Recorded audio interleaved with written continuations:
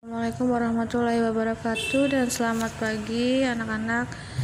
Hari ini kita masuk ke pembelajaran 3 dan pelajaran 4. Pembelajaran 3 kita akan membahas tentang menemukan informasi bacaan, yaitu tentang teks eksplanasi. Ibu jelasin dulu sedikit. Teks eksplanasi adalah sebuah bentuk teks yang isinya tentang proses mengapa dan bagaimana suatu peristiwa alam, ilmu pengetahuan, sosial budaya, serta hal lainnya bisa terjadi. Dengan kata lain, teks eksplanasi membantu untuk menjelaskan secara detail akan tuntutan sebuah proses.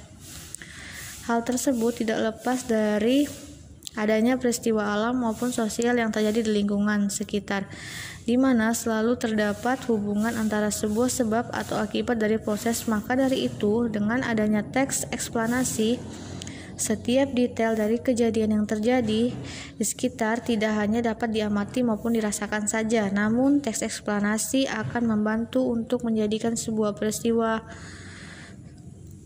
sebagai bahan pembelajaran. Adapun struktur-struktur dari teks eksplanasi, yang pertama ada pernyataan umum. Dalam pernyataan umum berisikan pernyataan umum mengenai tentang topik yang akan dijelaskan pada proses terjadinya atau proses keberadaannya. Yang kedua, urutan sebab akibat, berisi penjelasan mengenai proses terjadinya fenomena yang disajikan secara runtun atau bertahap dari yang paling awal sampai yang paling akhir. Kemudian interpretasi adalah berisi kumpulan dari topik yang telah disajikan. Di sini ada contoh dari teks eksplanasi, yaitu transisi dan distribusi listrik. Pada teks di sini sudah jelas ya, ada pernyataan umumnya, ada sebab akibatnya, dan ada juga interpretasinya. Kalian bisa baca sendiri nanti. Nah, kemudian adapun tugas dari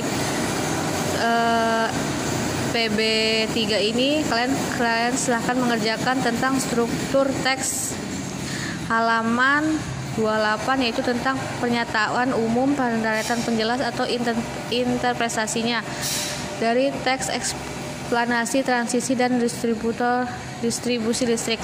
Maaf ya kalau ribut di sekolah. Kemudian di PB4 di situ juga ada tentang menemukan informasi dari teks. Terus kemudian ada melaksanakan hak dan tanggung jawab. Pada PB4 kalian silakan mengerjakan, ayo melakukan halaman 34. Bacalah teks tentang Thomas Alva Edison, penemu lampu pijar. Lakukan identifikasi informasi pada teks di atas. Tuliskan informasi pada kolom berikut. Silakan kalian kerjakan 1, 2, 3, 4, 5, 6 kolomnya ya. Kemudian itu aja tugas dari Ibu untuk PB3 dan PB4.